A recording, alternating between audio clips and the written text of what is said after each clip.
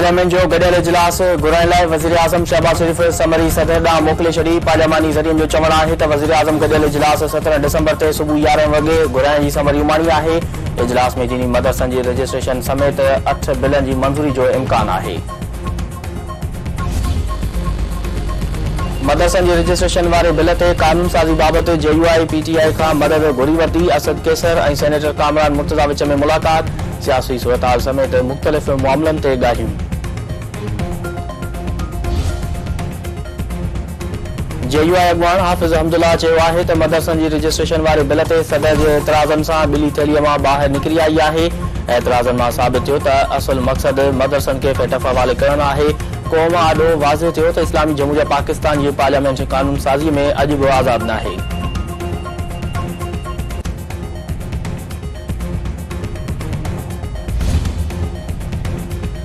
मदरसनि जी registration खे फेटफ सां ॻंढणु बिना जवाज़ आहे। सदर जा बिल ते एतिराज़ कानूनी ऐं आइनी आहिनि।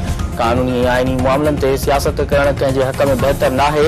गैर ज़रूरी बयानबाज़ी ऐं तनक़ीद सां सदर ऐं पार्लियामेंट जे इख्तियार खे हदफ़ बणाइण खां पासो कयो वञे। सदो समा वारो वफ़ाक़ी वज़ीर अता तारड़।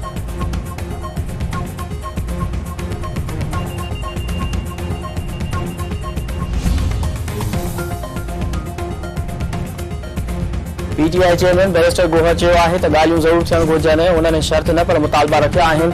9 मई केस मां नाला ख़ारिज करण जी दरख़्वास्त दाख़िल कराई आहे। समूरा केस जाली आहिनि। उन्हनि मां बरत थींदी। PTI जी दरख़्वास्त वज़ीर आज़म ऐं ॿियनि ख़िलाफ़ आहे। बस हाणे रुॻो घणो थियो, मुल्क खे बहितरीअ तरफ़ वधणु घुरिजे।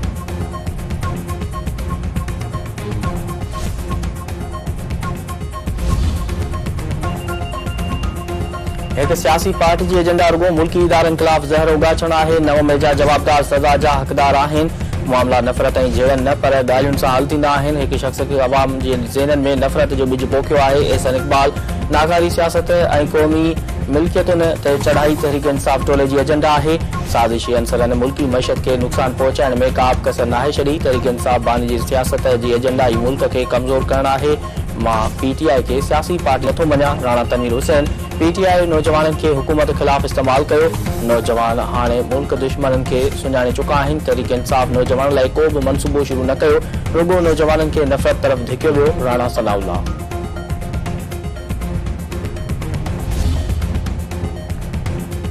पश्तूनख्वा मिली अवामी पार्टी जे सरबराह महमूद खान अचकज़ई पाकिस्तान तहरीक इंसाफ़ खे सिविल नाफ़रमानी जी तहरीक मुल्तवी करण जी अपील करे छॾी। संदसि चवणु आहे त हुकूमत सां ॻाल्हियूं वक़्त जी अहम ज़रूरत आहे। PTI खे अपील आहे त सिविल नाफ़रमानी जी तहरीक मुल्तवी करे।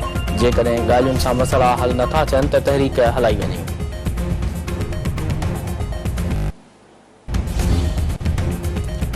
कराची में अमन बरक़रार रखण लाइ रेंजर्स जे इख्तियारनि में वाध। सिंध सरकार रेंजर्स जे इख्तियार में 90 ॾींहनि बदिरां 1 साल जी वाध करे छॾी।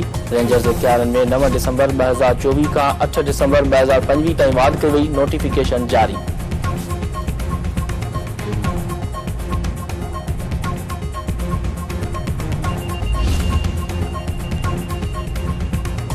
मली जे इलाइक़े गुलशन हदीद में क़त्ल थियल नौजवान ज़ाहिद मीरानी जे वारसनि जा कातिल गिरफ़्तार न थियण ते ॿीहर धरणो।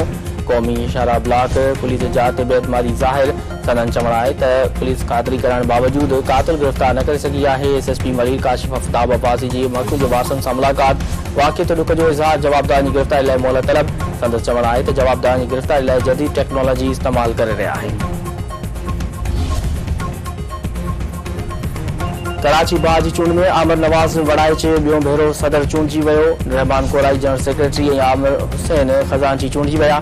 मलीर बाज़ जी चूंड में इरशाद शर 337 वोट खणी सदर चूंडिजी वियो। अयाज़ चांडियो जनरल सेक्रेटरी चूंडिजी वियो।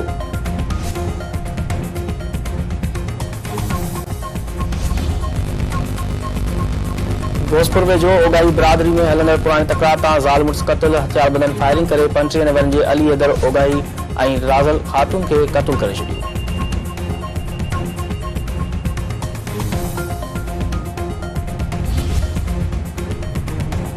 शाम जी सूरतहाल ते उर्दन में अरब वज़ारती ग्रुप जो हंगामी इजलास। अमन ऐं इतिहाद लाइ शाम में इक़्तिदार जी मुंतक़ली जी हिमायत। अरब वज़ारती ग्रुप जे शाम में इसराइली दरअंदाज़ी जे मज़म्मत। इसराइली हमला इलाक़ाई अमन ऐं सलामती लाइ ख़तरो आहिनि। बयान में चयो वियो आहे त शामी अवाम खे समूरियूं सहूलियतूं फ़राहम कयूं वेंदियूं। आलमी बिरादरी इसराइल खे वालारल शामी इलाइक़नि बाबति ठहरान ते अमल दरामद जो पाबंद बणाए।